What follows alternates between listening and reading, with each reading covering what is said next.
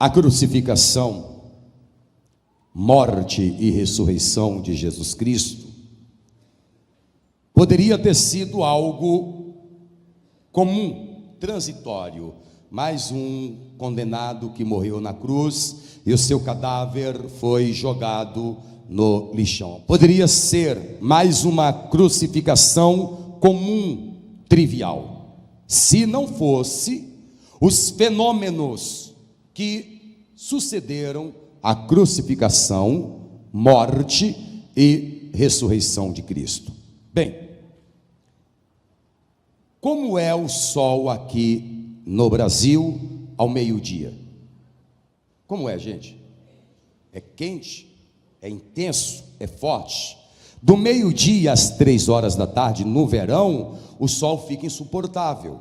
Eu já fui mais de uma dezena de vezes a Israel, a Jerusalém, e já tive no sol do meio-dia. É insuportável, é muito quente, falta até o ar. Jesus, ele vai ser crucificado, e ele vai ficar das 9 da manhã, aproximadamente, até as 3 horas da tarde. Só que ao meio-dia, enquanto ele estava crucificado, ao meio-dia, aconteceu o primeiro fenômeno. Um eclipse total. E não foi apenas o alinhamento do sol com a lua. Porque quando acontece isso, não acontece no planeta inteiro. Acontece em algumas partes do mundo. Tal país vai acontecer um eclipse. Às vezes acontece aqui no Brasil. Mas este eclipse aqui, ele foi no planeta inteiro. Não foi só em Jerusalém. E não foi também um eclipse rápido, sabe? Não foi o alinhamento entre o sol e a lua. É como se o astro maior, o sol, vendo o Criador crucificado, dissesse: eu me recuso a olhar esta cena. E houve densas trevas do meio-dia até às 3 horas da tarde. Isso não pode passar desapercebido.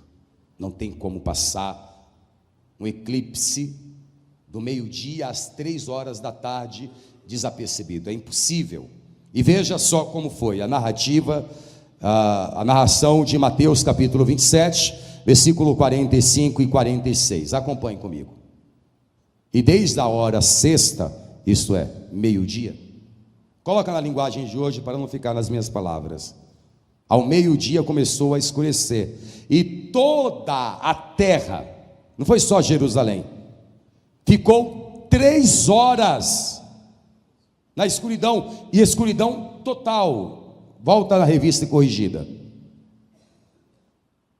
E desde a hora sexta, houve trevas sobre toda, não só em Jerusalém, sobre toda a terra até a hora 9, do meio-dia às 3 horas da tarde. E perto das 3 horas da tarde, perto da hora 9, exclamou Jesus em alta voz, dizendo: Eli, Eli, lema sabachthani. Isto é: Deus meu, por que me desamparaste?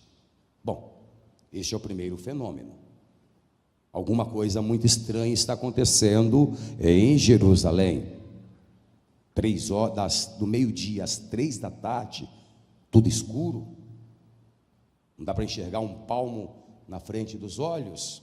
Bom, o segundo fenômeno, de igual modo, intrigante, porque no templo havia um véu. A gente fala véu, então vem na nossa imagem, na nossa mente, uma cortina, que também é chamado de cortina, a cortina do templo. Mas este véu, ele não era algo comum. Ele era um véu que tinha 18 metros de altura por 9 de comprimento. O véu do templo, para você ter uma base, era equivalente a um prédio de 6 andares. Com 9 metros de largura. E este véu do templo servia para separar o lugar santo dos santos. Uma pessoa comum não podia nem tocar e nem atravessar o véu. Se tal homem fizesse tal coisa, seria fulminado pela glória de Deus. E enquanto Jesus estava na cruz e houve o primeiro fenômeno, escuridão total, o véu do templo se rasgou. Eu vou interromper o vídeo apenas um instante e vou pedir encarecidamente a você, porque para você não custa nada, mas para o canal vai ajudar muito, para que você curta esse vídeo, comente e compartilhe e também se inscreva. Vamos lá, não custa nada, mas para o canal vai ajudar bastante. E aí o YouTube vai entender que esse assunto é um assunto relevante e vai indicar para mais pessoas. Muito obrigado. Vamos voltar para o vídeo. De alto a baixo. Não de baixo para cima, mas de alto a baixo.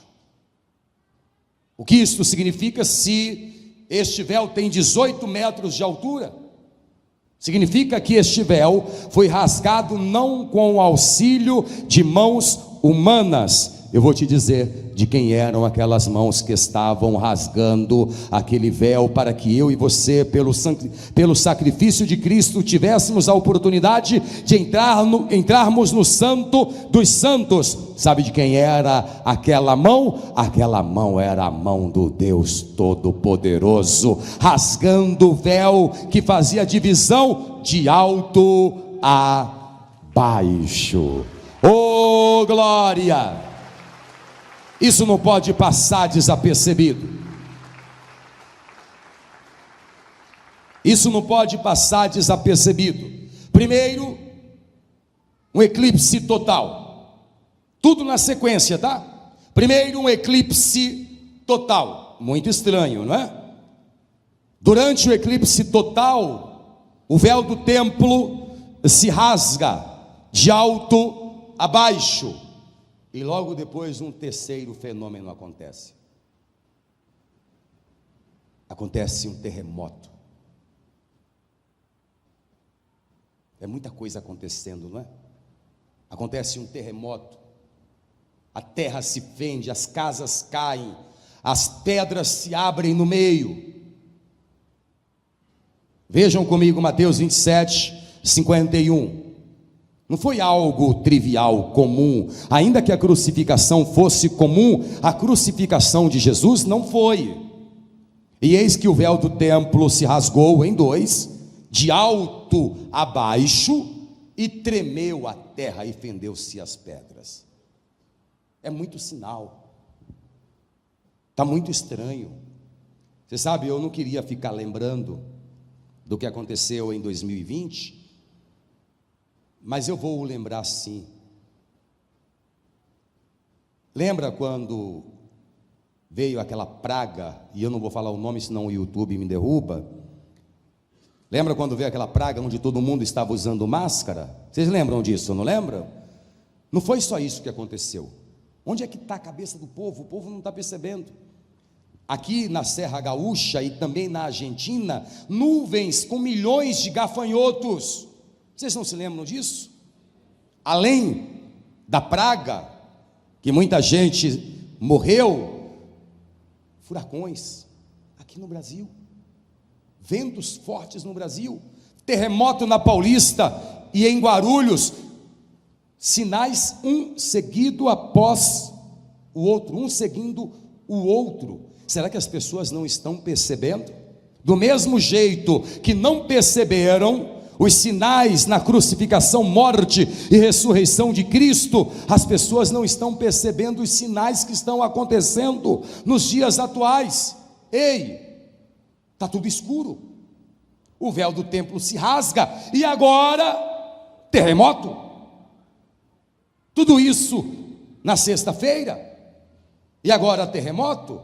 E aí acontece um quarto sinal: os mortos ressuscitam. Tudo isso na crucificação.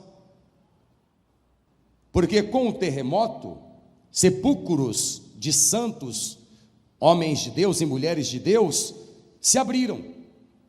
Pasmem, e os mortos ressuscitaram.